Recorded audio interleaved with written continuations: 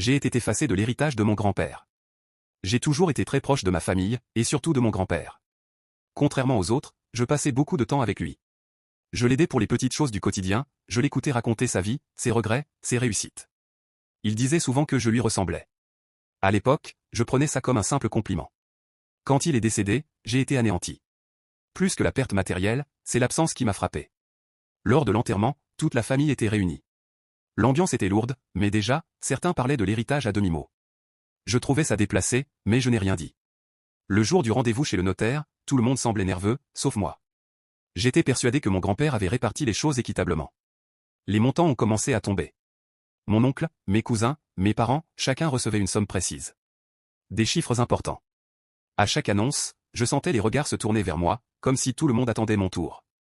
Quand le notaire a enfin prononcé mon nom, il a marqué une pause. Il a expliqué que je ne recevais pas d'argent. À la place, mon grand-père m'avait légué un bien personnel, sans valeur financière immédiate. Une simple enveloppe accompagnée d'un objet que personne ne semblait reconnaître.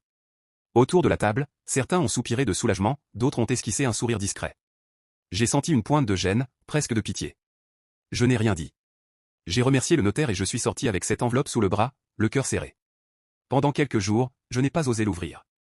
J'avais l'impression d'avoir été mis à l'écart, malgré la relation que j'avais avec lui. Ce n'est que plus tard, seul, que j'ai enfin pris le temps de regarder ce qu'il m'avait laissé. À l'intérieur, il y avait une lettre.